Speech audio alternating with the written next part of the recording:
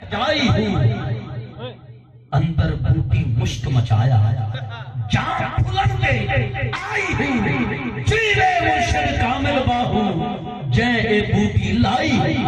हजरत तुम्हें बनी रज करती है ना मैं ऊपर नहीं बैठ सकती। पूछा क्यों?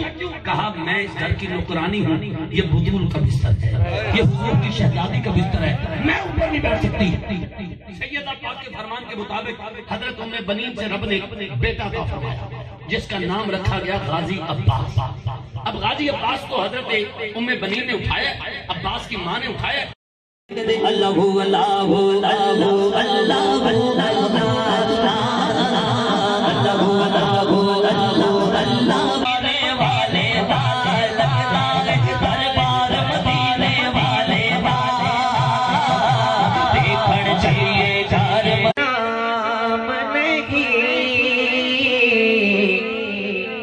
नबी के दर का मैं नौकर हूँ, कोई आम नहीं।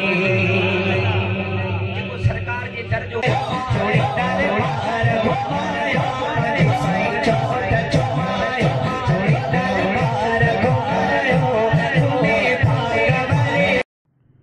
शहदादकोट में फरहान नात काउंसिल पारां 13वीं मरकज़ी महफ़िल नात जश्न ईद मिलादुन नबी थी गुज़री।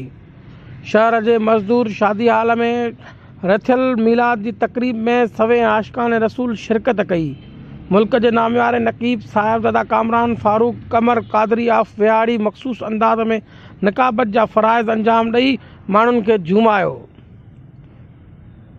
नाले वारे नात ख़्वान मोहम्मद फरहान अली कादरी, मोहम्मद ज़ैन अतारी कादरी, तुफ़ैल अहमद कादरी ऐं ॿियनि शुरका जी फरमाइशनि ते सिंधी, उर्दू ऐं पंजाब में नातूं ऐं मनक़बतूं पढ़ी खेनि झूमाए छॾियो।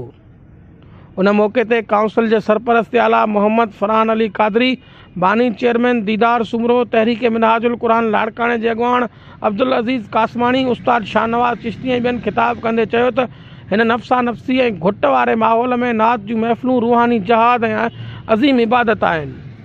इन जो एतमाम ऐं शरीक कंदड़ अल्लाह पाक जा चूंडियल व मुबारकबाद जे क़ाबिल बाना आहिनि। मुक़ररनि चयो त काउंसिल जे सरपरस्त आला मोहम्मद फरहान अली कादरी नातुनि जे ज़रिए पूरी दुनिया में इश्क़ रसूल सल्लल्लाहु अलैहि वसल्लम जे फ़रोग़ खे हिकु मिशन तौरु पखिड़ण में अहम किरदारु अदा कयो आहे।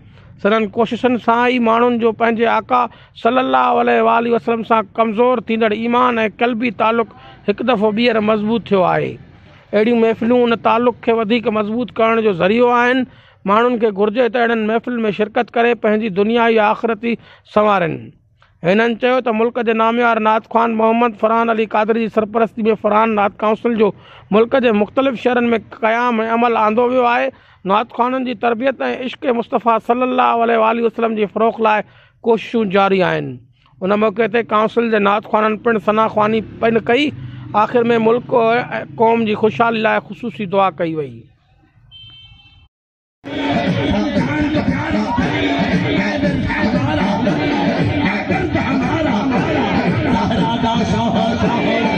हर ही